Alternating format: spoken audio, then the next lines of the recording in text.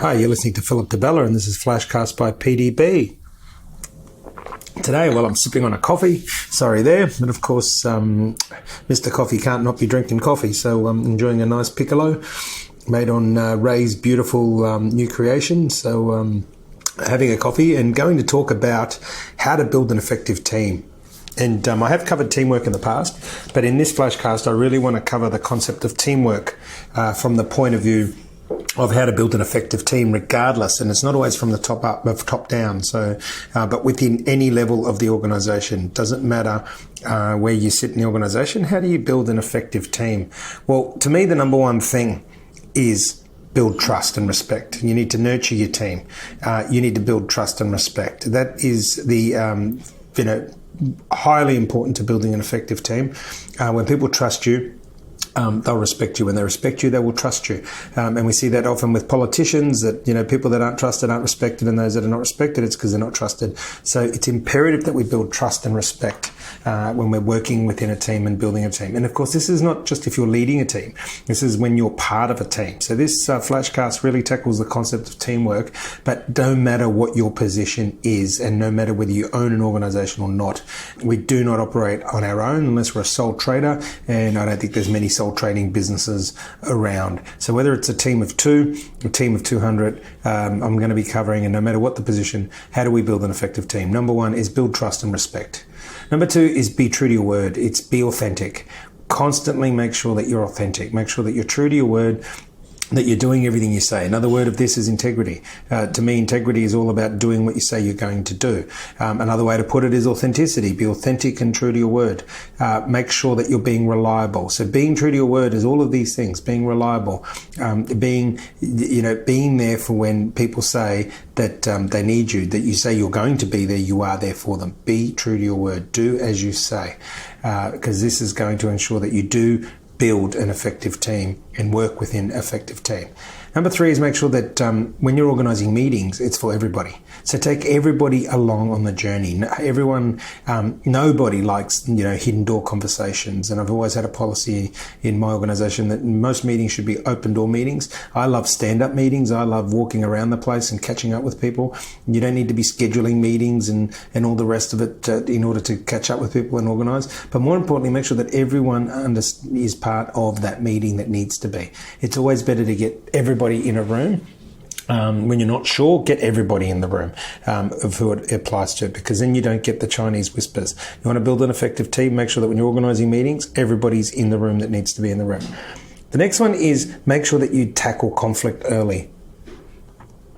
Too many times, I always talk about putting sparks out, not fires. So it's a lot easier to put out a spark than it is to put out a fire.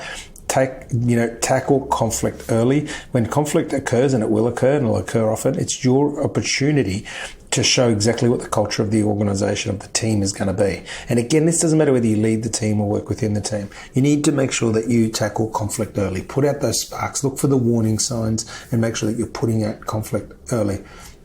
And the last tip in terms of building an effective team, and I'll cover a few other things in a minute, is to make sure that you are hiring as a team. So one thing that I make sure that happens is that when teams are building teams, I let the whole team interview the person.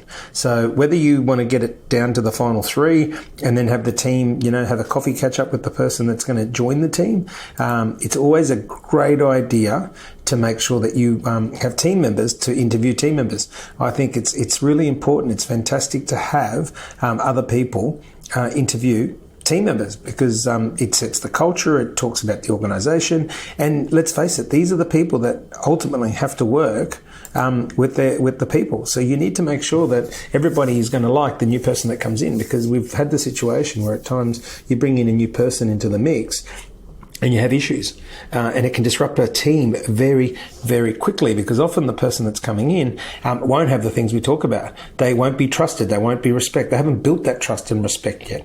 You don't know whether they're going to be true to their word. They haven't been part of any meetings, and they certainly haven't been part of any conflict. So when they enter this team, and if you've addressed those, building trust, being true to your word, organising meetings for everybody, taking advantage, tackling conflict head on, if you do that as an effective team, and then you bring in a new team member that's not used to that, you're going to have a lot of troubles. It's going to upset the apple cart. So you need to make sure that when you're hiring for your team, you make it a team effort. Let everybody have their say, share their concerns, and make sure. And to Bella Coffee, we made sure that we did this all the time. And that's why I effectively never had to fire a person in my life. The team would determine whether the person stayed or went. And therefore, the person knows whether they're needed, wanted, should be there or shouldn't be there. So it is something that serves well in the long run, is allowing your team to hire people. You've got to make sure that, obviously, in order to put these things in play to build an effective team, it all comes down to establishing quality leadership. You have to make sure that as a leadership team, or the leadership team allows teams to operate within this parameter. And then that comes down to vision and values of an organization. As you know, listening to these flashcasts, I always talk about visions and values. Values underpin everything. Values is what sets the organization up, whether it's going to succeed or fail.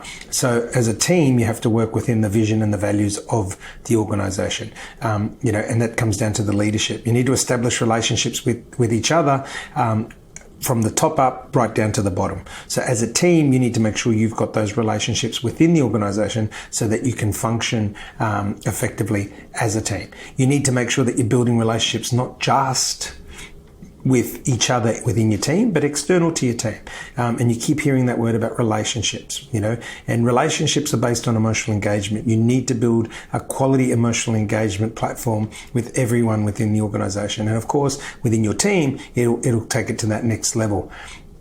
And again, making sure that you set ground rules, making sure that everyone's operating. I used to talk about the banks of the river. So I say that, it's very important in terms of vision that everyone knows where they're heading, and, down the river, they're knowing exactly what the destination looks like. But they know what the parameters are. They know, how wide and narrow the parameters are, because at times the parameters will be narrow and times they'll be wider, and it just comes down to what you're tackling, at that point of time. But, in short, team building is so important. The actual terminology of team building is about the actional process of causing a group of people to work together effectively as a team. Now, there's a key words in there: actional process of causing a group of people to work effectively. So, and unfortunately, there's a lot of teams that don't work effectively together. They only work together because they have to.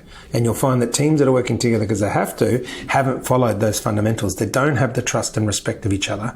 They're not true to their words, and they don't have integrity or authenticity. They don't organize meetings as a group.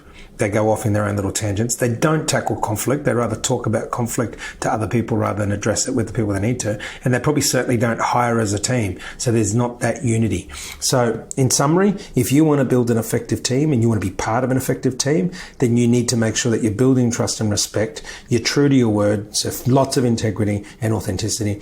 Make sure that everyone that needs to be part of the meeting is there. Tackle conflict head on, put it out when it's a spark, not when it's a blazing fire, and make sure that you hire new people as a team.